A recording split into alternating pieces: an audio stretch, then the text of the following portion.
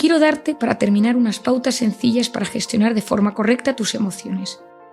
La primera es conocerse. Aprende a conocer qué te perturba. Lo segundo, identifica tus emociones. Pon nombre a lo que sientes.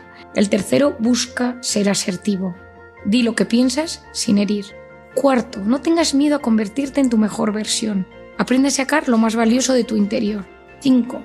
Pon límites al efecto que los demás ejercen sobre ti.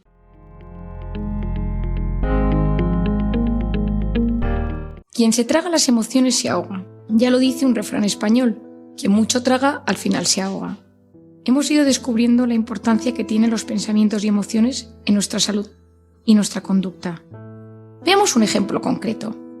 Si alguien te dice, por ejemplo, vas horriblemente vestida, puedes reaccionar de diferentes maneras. La primera es que tú digas, pues tú sí que eres horrible. La segunda es que te lo tragues por dentro y te quedes dándole vueltas por la tarde o por la noche, un poco angustiado por ese ataque que has recibido. La tercera es ignorarlo, como si no lo hubieras escuchado. Y la cuarta es responder algo tipo, pues a mí me gusta, siempre he tenido gustos originales y distintos. Cada respuesta tiene un impacto diferente en el cuerpo, en cada célula y en la mente. En el primer caso, cuando uno responde de forma impulsiva, directa o un poco agresiva, quizá parece que el organismo se altera, pero acabó perdiendo amigos y rompiendo y dificultando las relaciones personales. La segunda y la tercera, donde bloqueo, me enferman. Estoy silenciando y bloqueando emociones negativas y eso tiene repercusión sobre mi salud física y psicológica. La última respuesta es la más sana.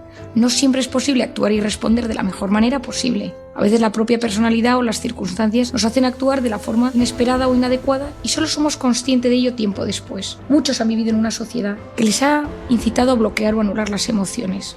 Esto se debe a que parece que sentir o emocionarse es un signo de debilidad o de falta de fortaleza. Incluso en ocasiones parece que resulta inadecuado y poco apropiado expresar lo que uno siente, sobre todo si tiene un componente emotivo.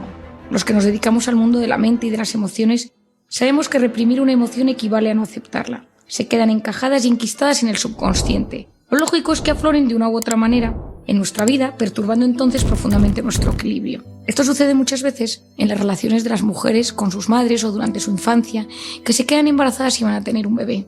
Los embarazos, los partos y los pospartos son momentos de enorme vulnerabilidad a emociones reprimidas. Si uno guarda lo que siente por miedo a lo que piensen los demás, por temor a quedar en ridículo o por incapacidad para expresarlo, eso termina causando un daño. Las emociones se acumulan y nos perjudican. Son como sombras que perturban nuestro cuerpo y nuestra mente. Aprende a expresar tus emociones. Cuando uno no es capaz de hacerlo, a veces espera que sea la otra persona la que se dé cuenta del daño cometido. La realidad es que la mayoría de las veces los que juzgan, critican o hieren no lo hacen con maldad. Incluso ignoran el daño que causan a otros. Existen personas que disfrutan ofendiendo y agraviando a otros, pero son los menos. En estos casos hablamos, por ejemplo, de personas con trastornos de personalidad severos. Por otro lado, existen personas con alta sensibilidad y vulnerabilidad a los comentarios y actos de otros. Poseen una piel psicológica excesivamente fina y hay que tratarlas con esmero porque a la mínima se sienten ofendidos. Si no expresamos cómo nos sentimos, existe una gran probabilidad de que la persona que tengamos enfrente no sea consciente del daño que nos causa. Las mujeres en general somos más sensibles que los hombres y al darle a todo más vueltas sufrimos más, con el agravante de que en muchos casos nuestras parejas, por falta de tiempo, atención o aptitud o todas ellas unidas, no saben leer los sutiles signos externos con los que a veces intentamos comunicarnos. Los hombres suelen ser menos emotivos y más prácticos. Es cierto que toda etiqueta es un reduccionismo, pero suele suceder así. ¿Y qué pasa entonces con esas emociones reprimidas? Vuelven por la puerta de atrás en algún momento en forma de enfermedades físicas o psicológicas. Consideramos personas neuróticas aquellas que al no haber sido capaces de manejar sus emociones de forma sana, se quedan enquistadas en el pasado. Se machacan por eventos, pensamientos, sentimientos no superados o mal digeridos y eso transforma su carácter en algo enfermizo y desgastante. Mucha gente no entiende que llorar es algo muy positivo en algunas circunstancias. Es decir, nosotros somos la única especie que lloramos por motivos emocionales.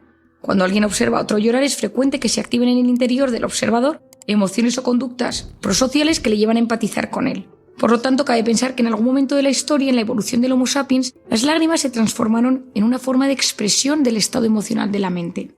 El cuerpo produce más de 100 litros de llanto al año de media.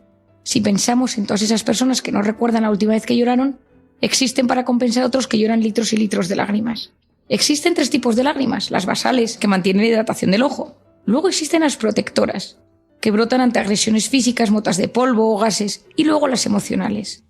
y ese llanto de tipo emocional se activa cuando el organismo percibe un estado de alerta, de tristeza, de angustia, de peligro y envía las lágrimas a los ojos como reacción ante ello.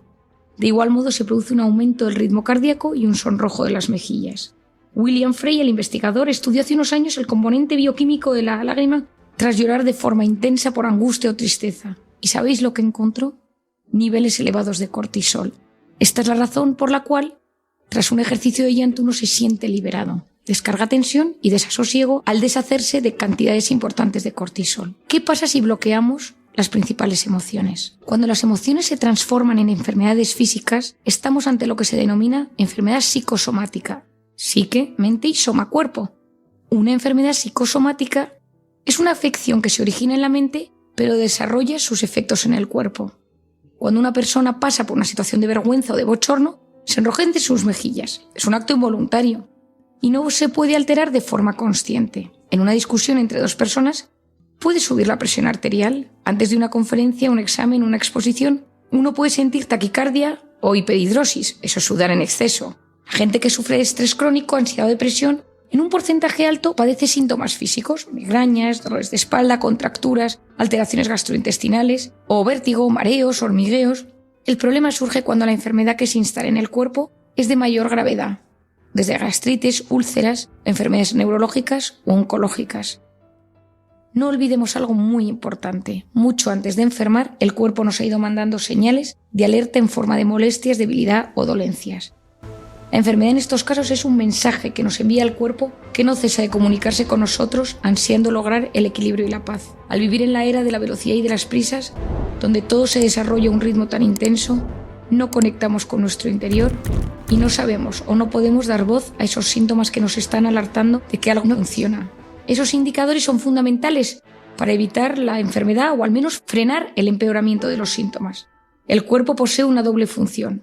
Por un lado, escucha todo lo que dice nuestra mente y por otro lado nos habla a través de dolores, molestias, inquietudes o trastornos. Yo suelo decir que la ansiedad es la fiebre de la mente y del alma y que nos avisa de que el entorno es hostil o que estamos sometiendo al organismo a un exceso de actividades, emociones o situaciones con las que no puede lidiar. Por lo tanto, esos procesos de molestias o dolores, cada uno conoce los suyos, nos piden a gritos que tomemos conciencia de lo que nos está perjudicando, de lo que está suponiendo una amenaza o de algo que resulta un exceso para el cuerpo y para la mente. Por tanto, ignorar las señales es el primer paso hacia la debilidad y el desequilibrio en nuestra salud. Quiero darte, para terminar, unas pautas sencillas para gestionar de forma correcta tus emociones. La primera es conocerse. Aprende a conocer qué te perturba. Cuando alguien bloquea sus emociones desde siempre, será más difícil profundizar en el origen de ciertos problemas. En cualquier caso, inténtalo, lee y acude a personas que puedan ayudarte. Es imprescindible dar el primer paso. Lo segundo, identifica tus emociones. Pon nombre a lo que sientes. No es lo mismo rabia que rencor, alegría que emoción. Intenta ser realista, no maximices tus emociones perjudiciales. Este análisis te va a ayudar muchísimo a mejorar cómo te sientes. El tercero, busca ser asertivo. Di lo que piensas sin herir. No silencies todas tus emociones, habla con alguien que te genere confianza. Aprende a expresarte, pero cuidado al hacerlo con abrir puertas que no seas capaz de cerrar. Ve poco a poco. El desahogo tiene que permitir recuperar la paz y el equilibrio interior. Cuarto, no tengas miedo a convertirte en tu mejor versión. Aprende a sacar lo más valioso de tu interior. El que anula sus emociones acaba siendo una versión empeorada de sí mismo. Una versión descafeinada, sin capacidad para ilusionarse por nada. 5. Pon límites al efecto que los demás ejercen sobre ti. Aprende a identificar a la gente que te sube el cortisol, que tiene la capacidad de perturbarte profundamente en cualquier momento. No es posible que todo el mundo te altere y debes intentar mantener a los que lo hagan, pero también conocerte bien para saber que a veces son personas que te sacan de tu zona de confort o que quizá eres excesivamente sensible. Ser capaz de mejorar el manejo de nuestros pensamientos y la gestión de nuestras emociones tiene un enorme potencial para controlar el nivel de inflamación del cuerpo y nuestro estado de ánimo.